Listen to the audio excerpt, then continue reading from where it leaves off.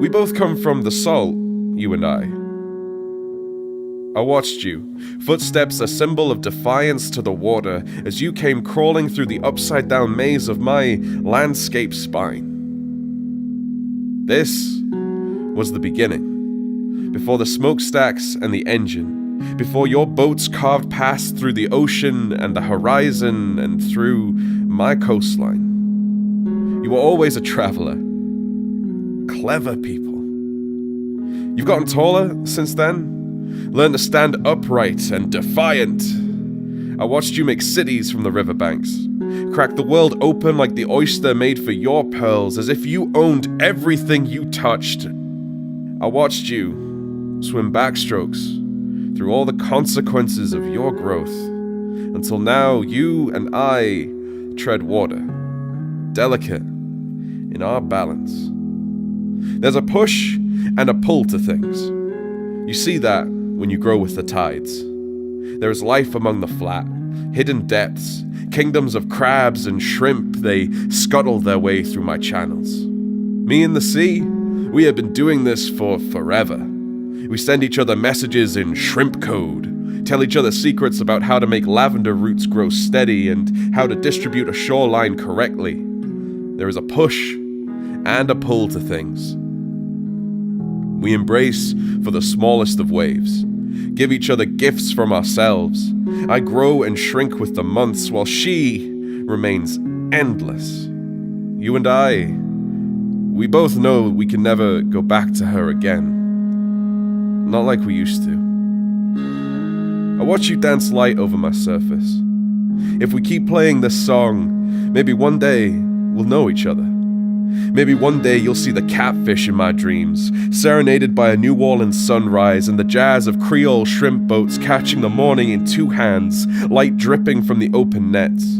Maybe I'll see the slow lightening of my shape, pull boots on and go walking through the high walls of my flat surface, the ocean breeze brushing back my reed hair. We both know about holding. We've got that in common. We can both weather a storm with open arms. I welcome heron into my ribcage long grass. Flamingos flock in my heartbeats. My head's full of feathers. Some days, I have so much birdsong in me. And then it shifts. The fledgling days give way to a coastal silence, the music of the waves, the push and the pull of a tidal rhythm, the gray days. Coal washed up onto the shore like music notation to the duet between the water and the earth. In a way, we both exist in that in-between. The space between grounded and floating. The push and the pull. Dear human, you were once an easy scientist. Everything was a discovery, and dinosaurs lurked almost everywhere. When we met for the first time, for the 100th millionth time, you were storyteller, historian, paleontologist, hybrid scholar. In your head, my trenches contained Vikings, riding T-Rexes in King Arthur's court of Atlantis. You found badass in the beauty of stillness. When did we change?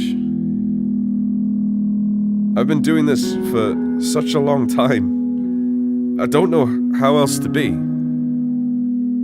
We're still equal parts Dylan Thomas and Carlos Williams, Chopin and Mogwai, the push and the pull. The light stops. You move your markers again. And again, I will tell you. We both come from the salt. So marshes may seem quiet, but if you just take time to stop and listen, you'll notice that there's lots going on here. This marsh supports a large community of crabs, shellfish, and seabirds. It's probably right now storing the CO2 I'm breathing out. It's filtering water. Marshes everywhere just protect us against floods as well, but only for so long, because marshes all around the world are disappearing.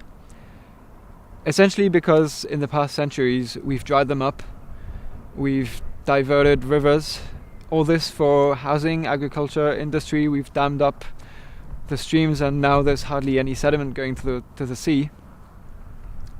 And the sea itself is rising, partly because of us as well. But I don't want to see the marshes that we have left go without a fight. Except that I'm not very good at waving banners, and just look at me, I'm not going to win an election anytime soon. So I'm going to fight by listening, because I'm a scientist and this is what we do. We sit down on marshes and we measure everything we can, and we listen to their story until it all makes sense. And because we're not natural storytellers, we're going to find people who are, and with them we're going to tell these stories. Now, isn't that a life worth living?